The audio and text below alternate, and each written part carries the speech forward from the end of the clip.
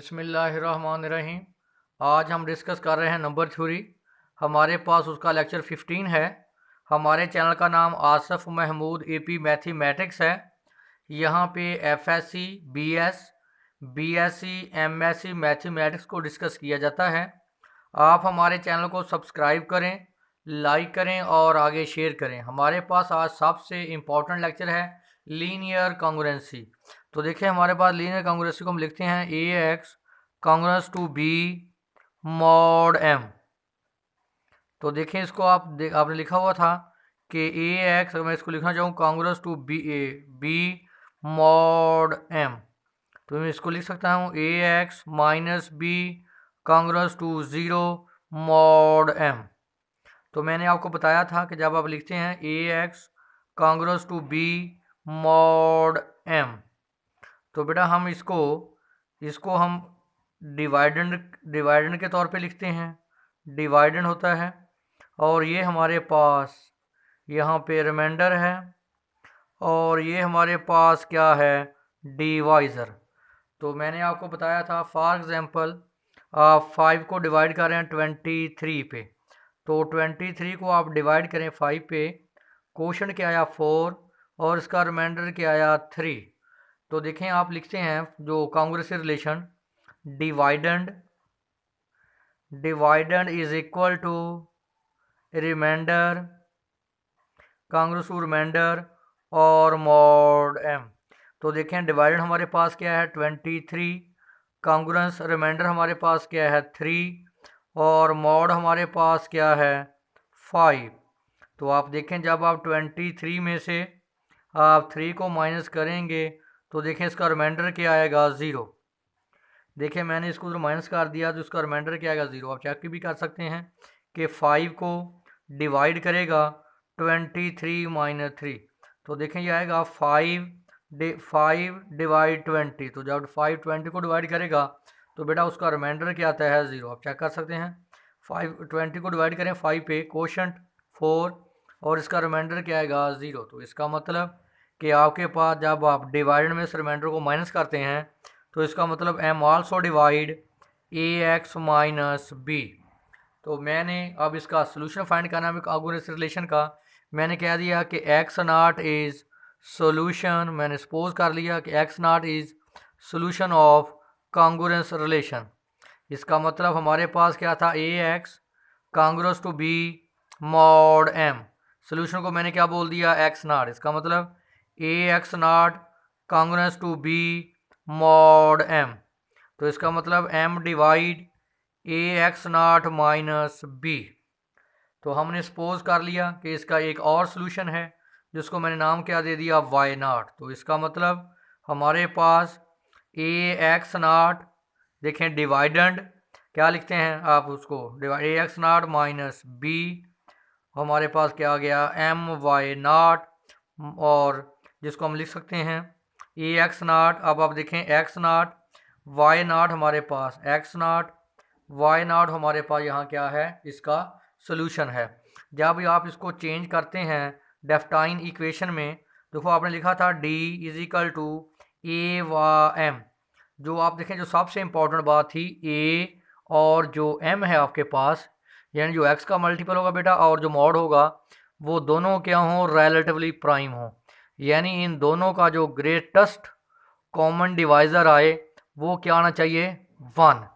इसी तरह देखें आपने कहा ए और एम का जो greatest common divisor for example वो क्या है, डी। इसका मतलब होता है कि डी डिवाइड एम और डी आल्सो डिवाइड ए। तो देखें फर्दर हमारे पास जो इसका सोल्यूशन वो एक्स नॉट वाई नॉट है।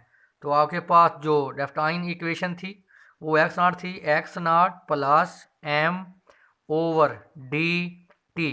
आपको पता है कि आपके पास A X congruence to B mod M, और जो आपने लिखा था कि ए और एम का जो ग्रेटेस्ट कॉमन डिवाइजर है वो क्या है, डी। देखें एक्स नॉट हमारे पास जो सोल्यूशन है वो यूज़ करते हैं, एम हमारे पास यहाँ पे क्या है, मॉड है, और डी जो क्या दोनों का ग्रेटेस्ट कॉमन है डिवाइजर है, और टी यहाँ पे क्या है, पैरामीटर। इस तरह वाई नॉट हमारे पास होता है Y naught plus A over D into T, तो ए नंबर। इसी तरह अगर आप इन सोल्यूशन को आगे बढ़ाना चाहें तो इसको हम लिखते हैं X naught plus M over D into T, X naught plus M over D into, आप उसको 1 टाइम लिख लें, 2 टाइम लिख लें, 3 टाइम लिख लें, जैसे भी आपने उस इक्वेशन को आगे बढ़ाना हो। तो आप यहाँ मैं देखिए फॉर एग्जांपल 1 लिखता हूँ, तो अगले next time X into M over D 2 into T, आप क्या करेंगे, उनका एक मल्टीपल आप बढ़ाते जाएंगे। हाँ, ये थी कांग्रुस रिलेशन की डेफिनेशन और उसका सोल्यूशन कैसे फाइंड करते हैं। नेक्स्ट हमारे पास बड़ा करोली नंबर 8 है, the linear congruency A X plus B mod M has a unique solution if and only if A M is equal to 1। देखें वो कहता है कि जो आपके पास कांग्रुस रिलेशन है उसका यूनिक सोल्यूशन सिर्फ उसी वक्त एग्जिस्ट करेगा जब ए और एम जो दोनों हमारे पास क्या हो, रिलेटिवली प्राइम हो, यानी दोनों का जो ग्रेटेस्ट कॉमन डिवाइज़र है वो क्या हो, 1 हो। तो आगे हमारे पास एग्जाम्पल है कि 6x कांग्रुस टू 15 मॉड 21, इसका सोल्यूशन कैसे फाइंड करते हैं, आपने इस मेथड को अच्छे तरीके से आपने देखना है। तो मैं दोनों तरीक़ों से आपको बता देता हूँ। आप देखें इन इसमें इस पूरी इक्वेशन में 3 कॉमन आ रहा है, तो 3 पे डिवाइड कर दें।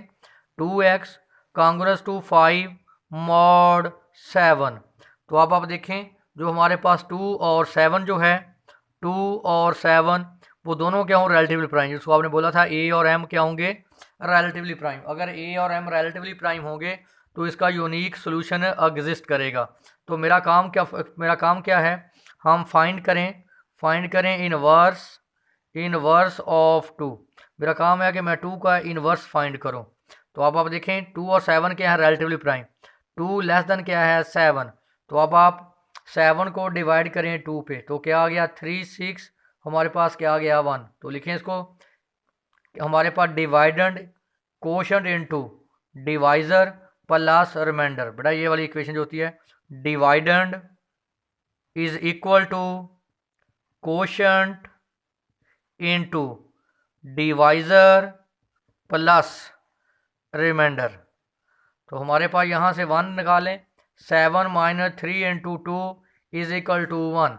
हमने किसका इन्वर्स फाइंड करना था, 2 का। देखें 2 का मल्टीपल क्या है, -3, इसका मतलब -3 इनवर्स ऑफ 2। तो मैंने कहा था इनवर्स को आप पॉजिटिव कर लिया करें। देखें इनवर्स क्या है, -3, और मॉड कितना है बेटा, 7। तो मैंने बताया था कि मॉड ऐड कर लिया करें, इसमें आप 7 ऐड कर लें तो क्या आ जाएगा, 4 इज इनवर्स ऑफ 2। आप इनवर्स आपके पास 4 आ गया, आप इस पूरी इक्वेशन को 4 से मल्टीप्लाई कर दें, क्या हो जाएगा, 4 इंटू 2x, इसको करें 4 से मल्टीप्लाई, क्या आ गया 20। मॉड हमारे पास क्या है, 7। देखें क्योंकि दोनों एक दूसरे का इन्वर्स हैं, जब दोनों एक दूसरे का इन्वर्स हो तो इसका आंसर क्या आ जाएगा, 1। तो क्या आ गया, x कांग्रुस टू 20 मॉड 7। जब भी बेटा आपके पास रिमाइंडर अगर डिवाइज़र से बड़ा हो तो उसको आप डिवाइड किया करें, 20 डिवाइडिंग बाय 7, क्योंकि डिवाइज़र हमारे पास क्या है, 7। तो क्या आएगा, 2, 14, 6, हमारे पास रिमाइंडर क्या आ गया, 6। x 7 मॉड हमारे पास क्या है, 7, सॉरी 20 में से, हाँ 6, सॉरी, रिमाइंडर हमारे पास क्या आया, 6। तो देखें यही हमारे पास इसका क्या है, सोल्यूशन है। देखें अगर आपने इसका फर्दर भी अगर आपने सोल्यूशन निकालना हो तो देखें बड़ा मॉड कितना है, 7। देखो अगर आपने फर्स्ट वैल्यू निकाली 6, उसमें मॉड 7 ऐड करें 13, फिर मॉड ऐड करें 20, फिर मॉड ऐड करें 27, फिर मॉड ऐड करें तो क्या आ जाएगा बेटा 34। तो बहरहाल आप यूनिक सोल्यूशन से जस्ट आप एक उसका लिख दिया करें। ये हमारे पास था कि इसका सोल्यूशन आप फाइंड करेंगे इनवर्स मेथड से। नेक्स्ट हमारे पास very very very important theorem, Chinese reminder theorem. Let m1 m2 m3 be a pairwise relatively prime integer a1 a2 ak b integers such that. Pairwise का क्या मतलब है कि a1 m1 relatively prime है, a2 m2 relatively prime है, a के m के relatively prime है कि इन दोनों का ग्रेटेस्ट कॉमन डिवाइजर 1 आएगा, इन दोनों का ग्रेटेस्ट कॉमन डिवाइजर भी 1 आएगा, इन दोनों का ग्रेटेस्ट कॉमन डिवाइजर भी 1 आएगा। अगर मैं इनको जनरलाइज करके लिख दूँ, मैं लिख सकता हूँ ai mi is equal to 1, I varies 1 से लेकर कहाँ तक है, k तक। I varies 1 to k। आगे हमारे पास m है, कैपिटल है, m1 m2 m3, इन सब की जो मल्टीप्लिकेशन होगी m1 m2 multiply m3 up to so on multiply mk, इन सब की जो मल्टीपल उसको हमने क्या बोला, कैपिटल M। मैंने साथ साथ आपको स्टेटमेंट भी मैं बता रहा हूँ। नेक्स्ट हमारे पास है सिस्टम ऑफ कांग्रुएंस रिलेशन या equations. a1x is equal to b1 mod m, a2x congruence to b2 mod m2, a3x is equal to b3 mod m3, akx bk mod mk has a simultaneously solution which is unique modulo m। तो मैंने अभी आपको बताया था कि जो modulo m है, capital M, m1 m2 m3 up to mk की मल्टीप्लिकेशन, और a1x कांग्रुएंस to b1 mod m1, इसी तरह a2x congruence to b2 mod m2 up to सोन akx congruence to bk mod mk। तो बेटा इनको मैं जनरलाइज करके लिख लेता हूँ। देखें, एक a1 कहाँ से वेरी करता है, a1 a2 a3, इसको मैं लिख लेता हूँ ai, x सेम आ रहा है ai x कांग्रुएंस टू, देखो b1 b2 bk, इसको मैं लिख लेता हूँ bi। अब आपको देखो i कहाँ से वेरी करता है, 1 से लेकर k तक, i varies 1 to k, mod देखिए मॉड वेरी करता है 1 2 3, तो मैं इसको भी क्या लेता हूँ mi। जब आप i की वैल्यू 1 पुट करेंगे a1 b1 m1, पहली इक्वेशन आ जाएगी। जब आई की वैल्यू 2 पुट करेंगे तो दूसरी इक्वेशन आ जाएगी।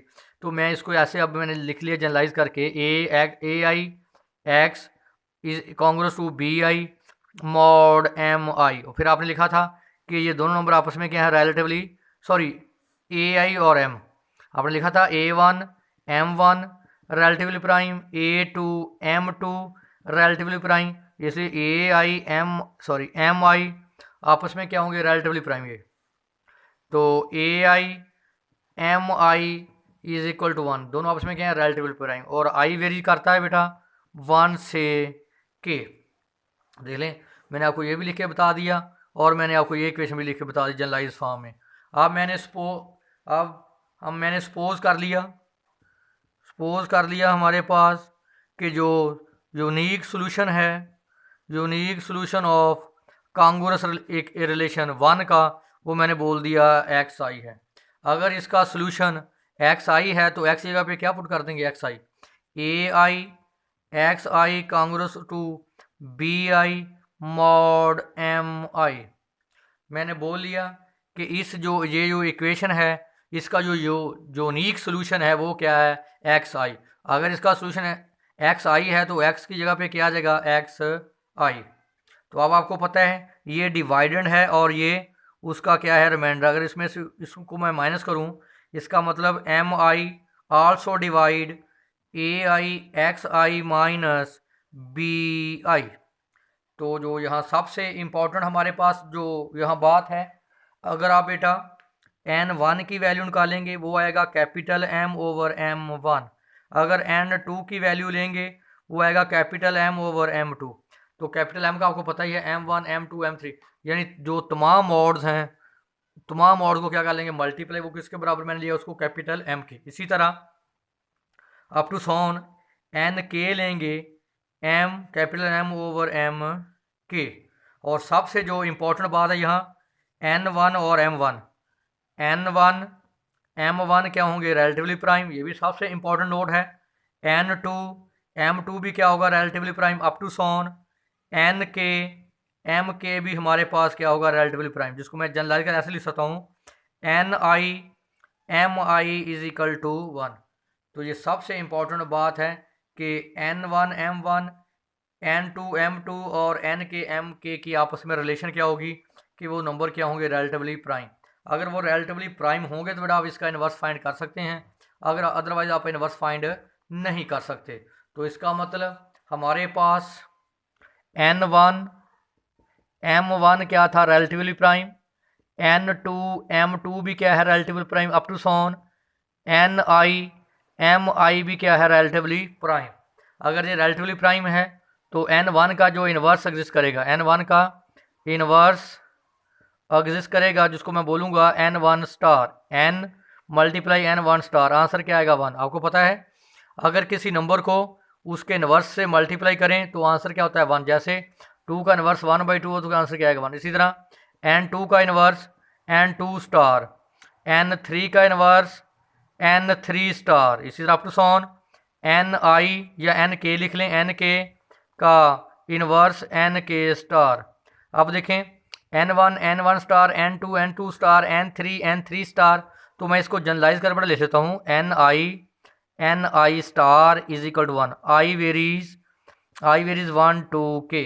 तो देखिए मैंने उसको जनरलाइज करके ले लिया, मैं आपने साथ साथ आपको उसकी तफसील भी बता रहा हूँ। आगे हमने डिफ़ाइन किया, ये आपको ज़ुबान याद होना चाहिए। मैंने डिफ़ाइन कर लिया कि एक्स नॉट जो मेरे पास है वो है एक्स n1 स्टार, हाँ जी, इस तरह x2 n2 star plus up to so on X के एन के स्टार। ये मैंने डिफ़ाइन कर लिया कि जो एक्स नॉट मेरे पास है वो इसके इक्वल है। इस पूरी इक्वेशन को आप आप इस पूरी इक्वेशन को ए आई से मल्टीप्लाई कर दिया। मैंने इस पूरी इक्वेशन को ए आई से मल्टीप्लाई कर दिया और इस पूरी इक्वेशन को मैंने बेटा वेयर करके बी आई के को ले लिया। यानी मेरे पास जो बी आई है वो बराबर है ai x1 n1 star plus ai x2 star plus up to so on ai x के स्टार। इसको मैंने क्या कह दिया बी आई, और मॉड हमारे पास क्या आ रहा है एम आई। अब देखें ai x not is equal to B I, तो आपको पता है कि जो आप एम आई डिवाइड, ये डिवाइडर में, जब डिवाइडर में से रिमाइंडर को माइनस करेंगे तो एम आई इसको हमेशा क्या करेगा divide A I X not minus B I. तो अब मैंने आपको बोला था पहले भी आपको कि जो ए आई हैं और एम आई हैं वो क्या हैं रिलेटिवली प्राइम। अगर एम आई इसको डिवाइड करता है तो आपको पता है कि एम हमारे पास बराबर था m1 multiply m2 multiply m3 up to so on multiply m के। तो इसका मतलब m also divide A I X not minus B I, ये सॉरी आई लिखे यहाँ पे बी आई। तो अब हमारे पास इसका मतलब ये क्या होता है डिवाइडेंड, ये क्या होता है बेटा रिमाइंडर और मॉड एम। देखो आप इस तरीके से भी लिख सकते हैं, देखो आप जब लिखते हैं आप ए एक्स कांग्रेस टू बी बेटा मॉड एम, तो आप जब ऐसे भी लिख सकते, जब आप इसको इस तरीके से भी लिख सकते हैं कि एम डिवाइड इसको में इसमें से माइनस करते हैं ए I X I minus B. जब दोबारा लिखेंगे तो ए एक्स यहाँ आ जाएगा और जो माइनस होगा वो रिमाइंडर होता है और ये मॉड होता है। तो नेक्स्ट हमारे पास मैंने सपोज कर लिया, इसका एक और सोल्यूशन है, suppose y is an other solution of the given equation. मैंने कह दिया कि इस इक्वेशन का, यहाँ जो मैंने स्टार्ट में इक्वेशन लिखी थी A I X I congress to B I mod M I, मैंने कह दिया इस इक्वेशन का एक और सोल्यूशन है जो क्या है y। देखिए मैंने सपोज कर, suppose y is an other common solution of m। देखें हमारे पास इक्वेशन क्या थी बेटा A I X I congress to B I mod m। तो मैंने कह दिया कि इसका एक और सोल्यूशन है, वो मैंने क्या कह दिया y। तो इसका मतलब एक्स आई की जगह पे क्या देगा y is equal to congress solution to B I mod M आई।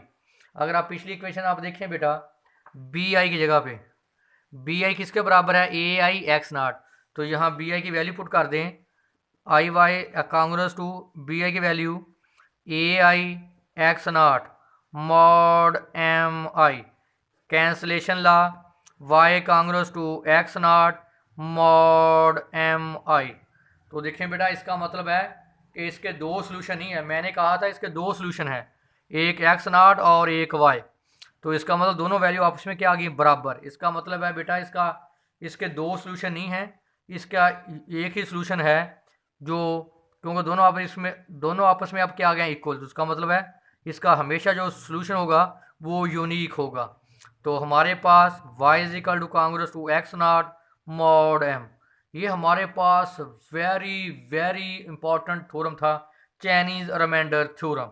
मैं थोड़ा इसके स्टेटमेंट को दोबारा बेटा रिपीट कर देता हूँ कि हमारे पास जो ए आई एम आई क्या थे रिलेटिवली प्राइम होने चाहिए, जिसमें A1 M1 relative prime A2 M2 क्या हो, रिलेटिवली प्राइम। और इक्वेशन आपके पास अगर याद हो तो क्या थी, A1 x B1 mod M1।